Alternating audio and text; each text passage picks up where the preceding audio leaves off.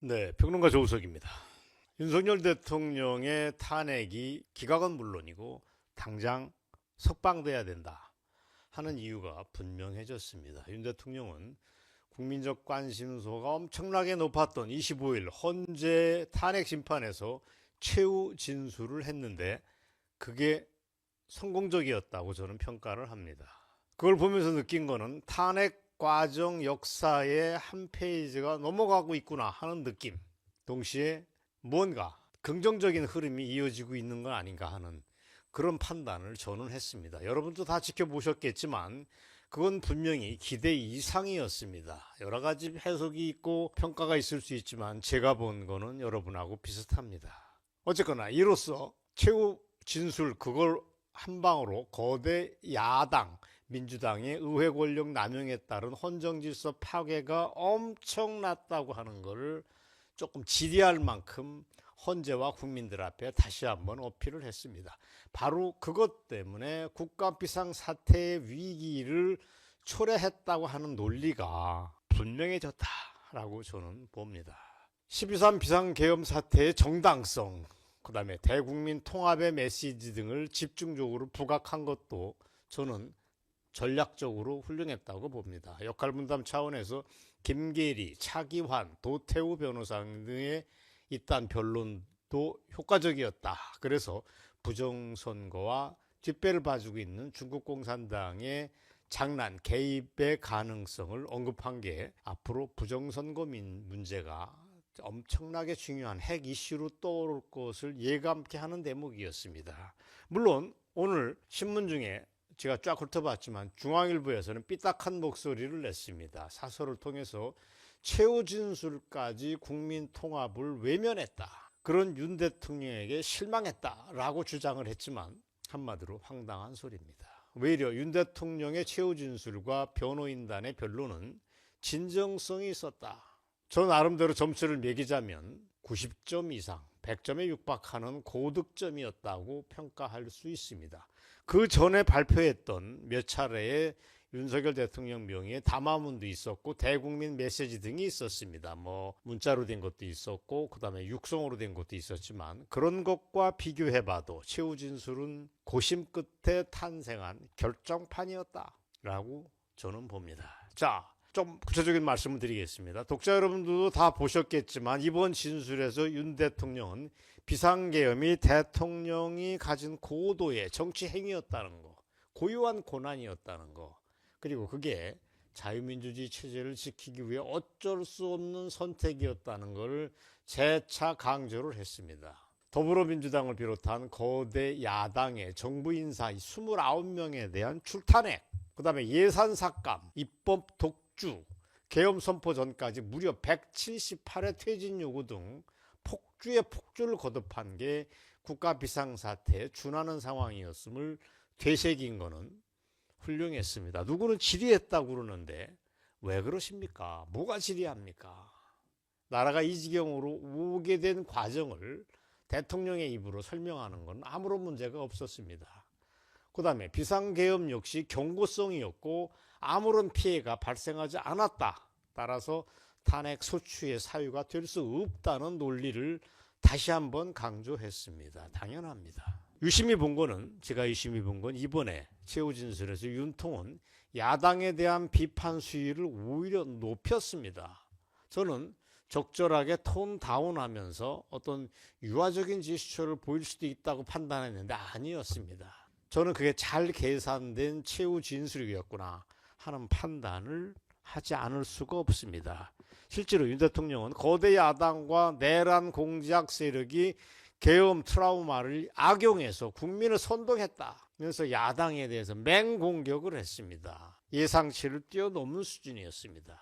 이것 말고 북한, 중국, 러시아와 관련된 의혹까지를 총괄적으로 제기를 했습니다. 그래서 아까 말씀드린 대로 추후 부정선거 문제가 핵 이슈로 떠오를 것이다 라고 제가 예견을 한 것이었습니다. 물론 눈에 띄는 대목은 윤 대통령이 직무에 복귀하면 정치개혁을 하겠다, 즉 개헌을 추진하겠다라고 하는 발언이 일반 신문에는 주요하게 관심을 받았습니다. 대통령은 내가 직무에 복귀한다면 대외관계에 치중하고 국내 문제는 총리에게 권한을 남길 생각이다. 이런 얘기를 한 거는 뭐 원론적인 얘기의 재확인이자 자기가 앞으로 초연한 입장에서 통치를 계속하겠다라고 하는 선언이었습니다. 괜찮았습니다. 자녀 임기에 연연하지 않겠다는 얘기도 했는데, 그런데 하나 주목할 게 임기 단축이란 말은 굳이 그런 워딩은 꺼내지 않았다는 점입니다. 그런 효과는 주겠지만 말은 직접적으로는 안 했다. 이건 어쩔 수 없는 절충이자 선택이었다고 봅니다. 자칫 임기 단축이란 말을 꺼내 들는 순간 그건 탄핵 기각을 목표로 해서 헐겁게 논다. 대통령이 왜 저렇게 헐겁게 야당한테 추파를 던지느냐 하는 지적을 받을 수도 있었는데 그거는 절제했다라고 저는 봅니다. 그리고 이번에 또 하나 관심은 이번 진술에서 윤 대통령은 자신의 생각을 상세히 밝히면서도 헌재 결정에 어떤 결정이 나도 승복하겠다 이런 얘기를 하지 않았습니다. 누구나 그 얘기가 담겨야 한다고 얘기했고 담길 것이다 라고 예측을 했는데 그런 얘기를 안 했습니다. 바로 이걸 두고 아까 중앙일보 같은 애들은 국민 통합을 외면했다, 무책임했다라고 떠들지만 말도 아닌 소리입니다. 외려 윤 대통령이 정치인으로서 그건 보다 더 견고해졌다. 거짓 통합으로부터 상대적으로 자유로워졌고 중심을 잡는 대통령 역할을 수행할 가능성을 높였다고 봅니다. 저는 그렇게 봅니다. 결과적으로 광화문 운동에 엄청난 열기를 불어넣을 거라는 것도 아마 많은 사람이 관측을 하고 있습니다. 전국에서 들불처럼 일어나고 있는 윤석열을 지키자는 여론은 어제 최후 진술을 계기로 해서 또 높아질 수밖에 없습니다. 그렇다면 3월 1일 날 대규모 집회는 광화문을 포함해서 정점을 찍을 것이다. 그리고 3월 중순으로 예정되는 헌재의 마지막 결정 때까지는 아마도 쓰나미처럼 사람들의 민심이 몰릴 거라고 봅니다. 오늘 새삼 단언하지만 윤통의 최후 진술을 계기로 해서 3.1절 집회는 대한민국 역사상 최대 규모, 지금 스튜디오 뒤에 보이는 2019년도 문재인에 대한 국민들의 놀라운 함성에 비견되거나 뛰어넘을 수도 있다고 저는 예견을 합니다. 자, 오늘 방송 마무리를 하겠습니다. 지금 윤 대통령이 국회 탄핵 소추안 가결 직후 일찌감치 밝혔듯이 어제 오늘 대한민국의 자유민주주의와 법치는 일단 무너졌습니다. 사람들은 살기 힘들다고 합니다. 소상공인과 자영업자가 못 살겠다고 비명을 지르고 있습니다. 밥집에 가도 텅텅 비었습니다. 윤통의 최후 진술은 그 점에서 무언가 쫓기듯 서두르는 데다가 위법에 위법을 저질러온 헌재에게 한 방 때린 결정적인 죽비가 될 거라고 봅니다. 당장 헌재가 고민에 빠질 겁니다. 지금부터 20일 동안 끙끙댈 것입니다. 하지만 오늘 방송에서 말씀드리겠습니다. 너무 고민할 필요 없다 당신들. 왜? 국내 최고의 헌법학자 허용 교수의 말을 들려드리고 싶기 때문에 그렇습니다. 그분은 최근에 한 매체와 인터뷰에서 이렇게 얘기했습니다. 헌재의 재판이라고 하는 건 그게 위법이냐 아니냐, 법률에 저촉됐느냐 아니냐를 따지는 합법성을 따져 묻는 것보다 더 중요한 게 하나 더 있다.